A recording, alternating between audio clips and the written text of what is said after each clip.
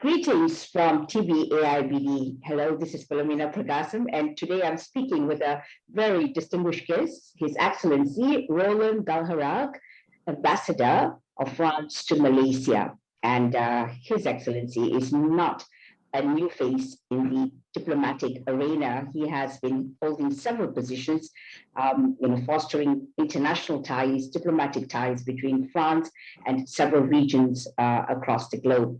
And just before he joined us, he was Ambassador of France in Prague and also in Hungary. And Excellency, it's truly great to have you in this part of the world. Welcome to TVAIBD. Thank you, and good morning, and thank you for having me.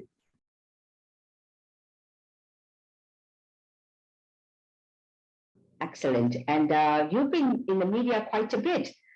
In Malaysia, talking about a lot of interesting things. And one of your first thing that you mentioned is the development or the sharing of culture that actually unites a lot of people across the world. So what's your take on that, Excellency? Well, yes, there are many things that bring people closer together, and one of them is certainly culture. Mm-hmm. Which is why culture is certainly part of our action here as a representation of the French government in Malaysia. Mm-hmm. We have an outfit in Kuala Lumpur and another one in Penang under the name of, or perhaps I should say under the brand of Alliance Francaise, French Alliance. And those are outfits whose major role is essentially to provide interesting Malaysians with French courses, but also to organize some cultural events. The next big cultural event, which we will be organizing in Malaysia, is a film festival starting later this year, around the summer. And hopefully, if things go as planned, we will again do it live, in person, and not via internet links like we did during the height of the pandemic. So yes, there's a lot to look forward to. Fantastic. And I think, the Alliance Francaise is quite synonymous with H.E films from France, and there's been a lot of sharing of films with the Malaysian media. And at one time, yes, it was a very happening and active environment with the French Alliance Francaise. I think it's good to see that more action is being taken to revive the Alliance Francaise here in Malaysia. And let's come back to France and your role here in the region. Excellency, what are perhaps some of your focus areas as ambassador to Malaysia? We really see Malaysia as a very important country for us. It's really a strategic partner. So in practice, this means that the relation that we have, and therefore my activity, is pretty much across the whole board, really. So it's obviously about political relations. Malaysia and France, of course, are trying to work together in a number of multilateral forums on a number of issues. But it also, of course, economic relations, which are very significant. We just mentioned cultural relations. So it's pretty much a broad and very wide scope of issues that we have to deal with. Okay, fantastic. And I think coming from a wealth of experience, this is something that is really going to be exciting for the region. Yeah, looking at how you can create better ties and new innovations, perhaps. And I'd like to talk about France's presidency in the European Union. And more than 300 activities is what France is going to focus on during this period of January to June 2022. So perhaps can you tell us more about what you yourself would be doing in this area? Of course, it's Europe-centric, but is there anything that you would be probably carrying out here, for instance? Absolutely. Thank you for asking. The presidency of the European Council, as you mentioned, is for 6 months. And it is one of the prerogatives of the presidency to highlight a number of priorities.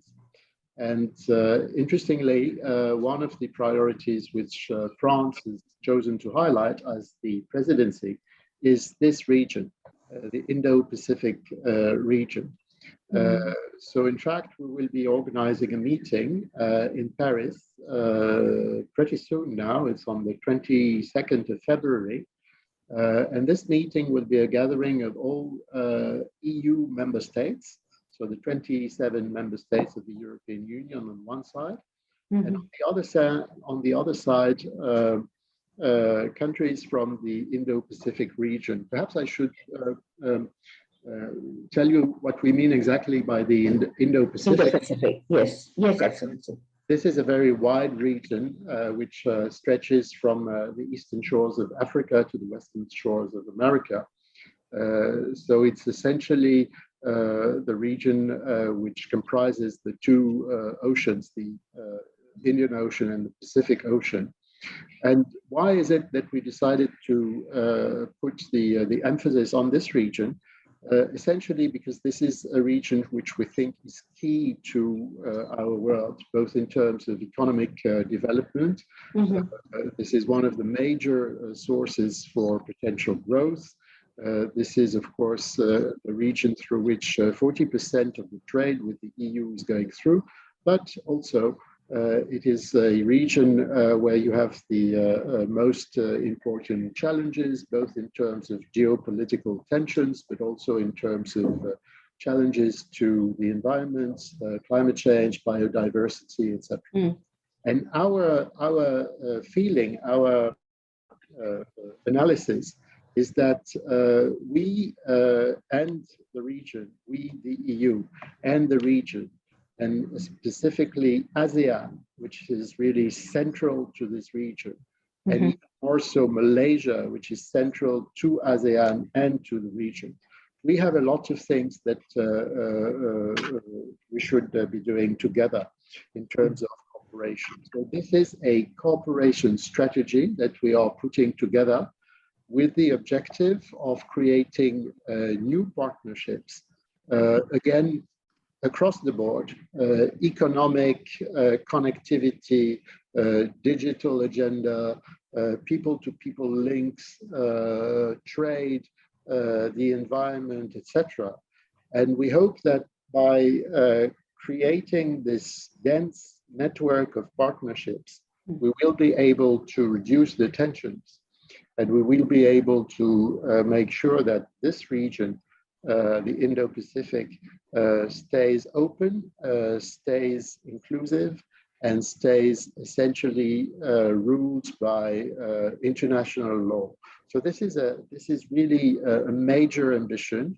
The EU has come out with a Indo-Pacific strategy. It was published last September, approved last October by the Council, the European Council, the heads of state and government of the European Union.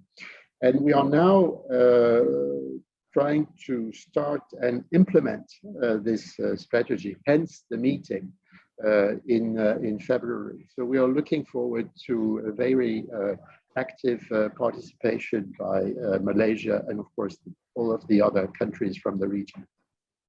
Wonderful. You know, I like this focus of the EU actually in this particular area. And it's not a new focus for France, because for Asia or even in Africa, because I think even if you look at this part of Indochina, so many countries actually speak French, and they still speak French. If you look at Cambodia, Laos, and colleagues in Vietnam, you know, a lot of these French traditions are still upheld, right? And yeah, so this is really exciting, Excellency.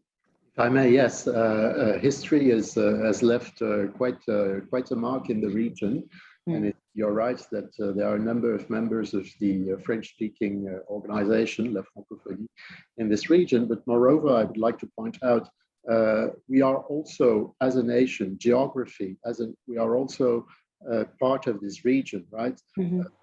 it is not perhaps sufficiently known, but we do have territories in the region. So you have this string of islands going from La Réunion Island off the eastern coast of Africa, and then continuing with French Polynesia, and then New Caledonia, then Wallis and Futuna.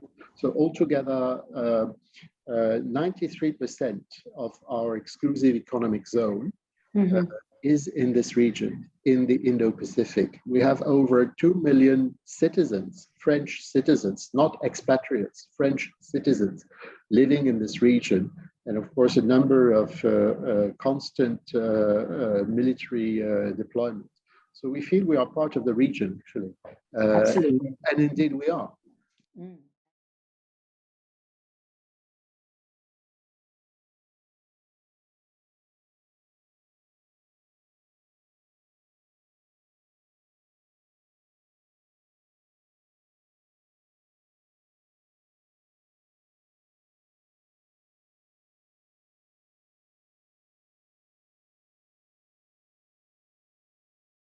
we are. And you can see this in India as well. I know that my great-grandfather was a French soldier from Pondicherry and stationed in Vietnam, if I'm not mistaken.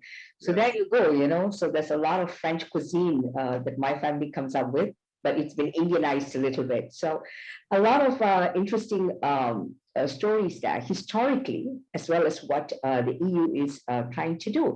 And I have to say that this is exciting because even as I speak, you know, I was looking at the focus area for France in its presidency of the council, looking at things like big tech or even the act on disinformation, right? Which I think is a very big problem that not just this part of the world is facing, it's a global threat, actually. So I like these key areas that the council is looking at, or rather France is focusing on. Can you tell us more about this revival of the media as the fourth democracy? Because when you talk about disinformation, you also have to look at the role of media. As you mentioned, a large part of the agenda of any presidency is, they use this phrase, EU domestic, right? The role of the presidency is to push through new legislation. And in this regard, there are two proposed legislation that we are discussing together with our fellow member states on the digital side. One is the Digital Market Act, and the other is the Digital Service Act. And part of these legislation is precisely about what you're mentioning, i.e., how do we make sure that the tremendous role which electronic media have now assumed is not misused and placed at the service of extremist views or terrorist views or racist views, etc. So how do we make sure that we preserve a balance between freedom of expression, which is something that France has always been a very staunch defender of, and of course the need to make sure that social networks, for instance, are not used to incense inflammatory or racist views. It's a very difficult balance to strike. We have now taken a number of commitments in this regard. We've launched a so-called Paris appeal to prevent terrorist contents in cyberspace. We've been joined by some countries in the region, in particular New Zealand. There's also a Christchurch appeal for the prevention of terrorist content in cyberspace. So we're hoping to move, first of all, inside the EU, but we would also, of course, like to cooperate with countries in the region, including Malaysia. I think this is a very germane issue to Malaysia. If you look at the extraordinarily vibrant social networks that you have in Malaysia, this is very interesting, and we need to make sure that the big corporations which run these networks or which provide the software for these networks are aware of their responsibilities and social responsibilities and fiscal responsibilities as well. Absolutely. I think this joint effort between the private and the public sector is really crucial. And also, whatever is being posted, let's say, on these social media platforms, there is an accountability or responsibility, the willingness to take responsibility for such actions. And so that's definitely the way forward, and creating a better media literacy. So that people are aware of the role of media, what media is for, and not just share or consume information that's just coming through. So I really think this is a great move with the DSA by France, and one of the key areas. And when we talk about big tech, we're also talking about, you just mentioned, cybersecurity issues that are so prominent when people have gone online, especially with the current pandemic. Everybody's online. Excellency. So there's more things happening online more than ever. So I think it's a wonderful focus area for France in the 6 months that you guys are holding on to the presidency and creating some really, really interesting outcome there. So I just want to talk about what are some of the things that you would be focusing on at the One Ocean Summit, right? So that's something that's coming. And what are some of your perhaps key areas that you're focusing on in this? Well, thank you for asking, Philomena. This is indeed very important to us, and it's also a very relevant question, since the summit is actually taking place today, today in Brest, in the western part of France. I'm not, I think, breaking any new ground if I say that, of course, the ocean is absolutely key. It's really truly a common good for humanity, in the sense that it's key to the regulation of climate, for instance, but it's key, of course, in terms of livelihoods. Think about fisheries and fishing, etc. It's key for trade. It's absolutely key, and it's, of course, 60% of the whole surface of the Earth. So we should really cherish and protect and preserve the oceans. At the same time, the reality is a bit different, and really a source for some concern, in the sense that everywhere the oceans are threatened. They are threatened by illegal and excessive and unregulated fishing. They are threatened by plastic pollution. Biodiversity is diminishing. The sea levels are rising, etc.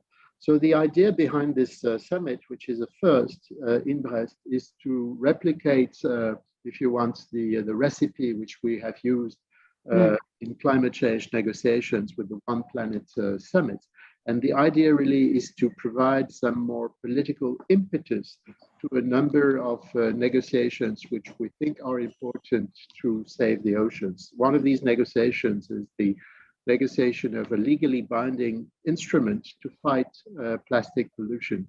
Another one is a treaty to preserve biodiversity beyond national jurisdictions, i.e. beyond the immediate sovereign responsibilities of states. There are also discussions going on about how do we make sure that fishing is better regulated. Those are issues which are not topical only for France and the EU, of course, but they are topical for the whole planet, for the whole world. And so this is the idea for this summit, which is happening now as we speak. And we hope that we will be able, in the coming months, as a result of this summit, to make some progress on the various negotiations that I have mentioned. I think it's very important, very relevant for Malaysia as well. Malaysia being a maritime state, the same way France is a maritime state. Malaysia, of course, being one of the super diverse countries in the world in terms of biodiversity. Absolutely. And I think this One Ocean conference that's taking place right now that you mentioned is having a key focus area, not just on regulation on fishing, but also on waste, right? Especially plastics. which seems to be a huge problem, which is killing marine life, right, and causing lots of other issues. So it's not just a problem for the EU, but I think this is a global phenomenon, and more so in this part of the world, where you said it's maritime, and also, people, that there's so many people who are depending on the fishery as a source of income. So these are all key areas that are being undertaken at this point in time, and this is really interesting. And for those of you who have just joined us, I'm speaking to His Excellency Roland Galharague. He is the Ambassador of France to Malaysia, and His Excellency has multiple awards. He is a Knight in the National Order of Merit and in the National Legion of Honor. So I'm speaking to a very distinguished gentleman here. He speaks 3 languages, English, Russian, and German, and has been in the diplomatic service from 1990. Now, that's a really long time, and looking at diplomatic political ties, and he holds the rank of a plenipotentiary minister as well. So coming back to the EU, I noticed personally that the EU has come out stronger. There's a lot of things that the EU is doing. And I really like this idea of the presidency, which is, being rotated among EU members, which actually calls for greater action among EU countries. It's wonderful to see this. So, Excellency, can you tell me about, perhaps the new focus or branding of the EU in this present time, with all the superpowers there? So the EU is really coming out strong, I feel. Absolutely. We are very much aware that our strength is in our unity.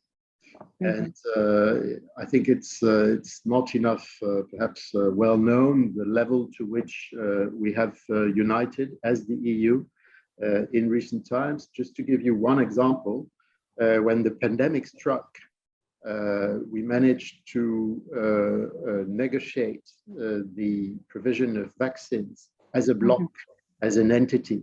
And of course, you can imagine what would have happened if you had 27 different countries going to the pharmaceutical giant firms and trying to strike a deal. It was much better, of course, for us to go as a bloc together and to get a better deal. That's one example. We also did this after the pandemic, when we launched a common recovery plan. This is a first. This is the first time that the EU collectively, as a whole, is going out onto the financial markets to borrow some money to fund recovery, 700 billion euros. This is a first. It shows you that the sense of and the need of solidarity inside the EU is now increasing and is well accepted by member states. I would say strategically, if you want, the new development, whereas the EU was in the past perhaps considered merely as an economic entity, it is now more and more viewed as a political entity, which of course it tries to be. And proof of this, I would point out, is in the fact that some of the superpowers that you alluded to are actually trying to divide us. And so far, they are failing. The last example is very recent. It was yesterday when the EU came out with one single answer to a letter which had been sent by the Russian foreign minister to all of the 27 member states and all of the 27 foreign ministers. So yes, strength is our most important asset. And yes, we are trying to become even more of a sovereign entity and even more of an autonomous and strategically autonomous entity. And we think that this is the way forward, irrespective of which is your member state. This is the way forward for all of us. Stand together. I think that's a very good strategy, especially in present times. This is something that is much needed. And I like the idea of the fund as well, because one of the things that's causing a lot of division globally is the economy itself. And that tends to be a great borrowing or sourcing of projects or money that comes in from big players. And this can actually hold many countries in debt. We're seeing this in Asia and much division. We're seeing this a lot in Africa as well. So there's a lot of things that are happening. So it's enlightening to see that the EU is standing as a sovereign body and not just someone who's just looking at the economic aspect of things. So I hope you ventured quite a bit into Malaysia in your tenure here as the ambassador of France to Malaysia, and Excellency also advocating, perhaps new things that we can learn from the EU experience and your experience right here, and hoping to see more films on Malaysian television, perhaps. So thank you again, Excellency. Thank you so much for this interview. Thank you very much.